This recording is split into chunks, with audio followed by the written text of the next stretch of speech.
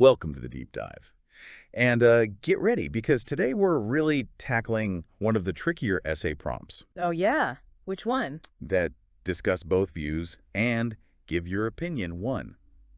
You can kind of, Ah, that one. yeah, Yeah, it can be a real monster. totally.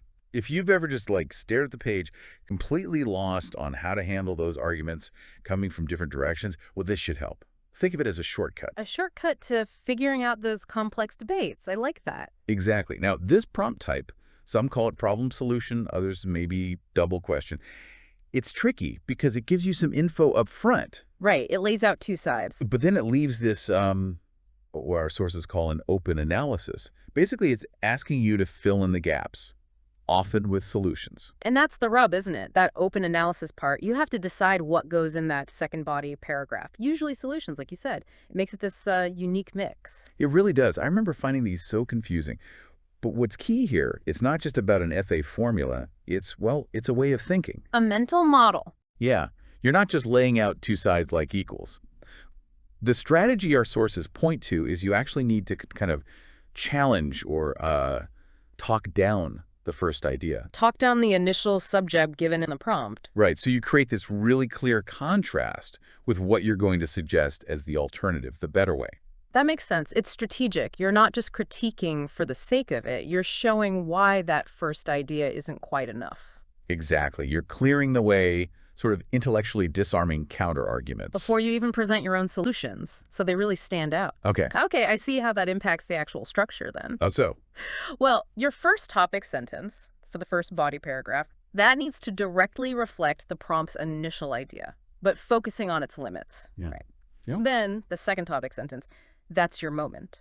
That's where you bring in your own ideas, your solutions, the alternative view. Okay, let's make this concrete. We've got a great example from the source material. How about this? Some people believe that longer prison sentences are the best way to decrease crime, while others believe that there are alternative ways to decrease crime. Classic setup. Perfect example. So, applying that structure we just discussed, your first body paragraph's topic sentence would be something like, longer prison sentences are not the way to reduce crime for several reasons. Right, directly challenging, talking down that initial idea. Exactly. You're deconstructing it. Then, the second topic sentence flips it.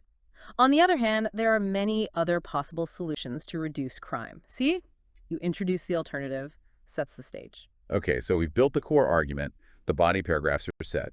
But what about wrapping it up? How do you stick the landing with the conclusion? Good question. The conclusion is pretty standard, actually. Just two sentences usually does it. Okay. First sentence, just rephrase your main argument, kind of remind the reader of the main point you've built. A quick summary. Pretty much. Then the second sentence is your final opinion. You state clearly that your specific reasons or solutions, maybe refer back to reason 1 and reason 2 you used, that these are far superior ways to reduce crime than longer prison sentences. Ah, so you explicitly state your position based on the arguments you made. Very clear. Exactly. Yeah. No ambiguity.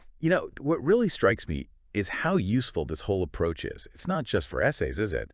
Understanding how to structure this kind of both views argument, well, it helps you clarify any debate like this. It absolutely does. It gives you that framework. You move past just saying, I think this or they think that. Yeah, you start actively proposing, better ways forward based on analyzing the flaws in one approach. Which brings up a really interesting thought for you, the listener, to mull over.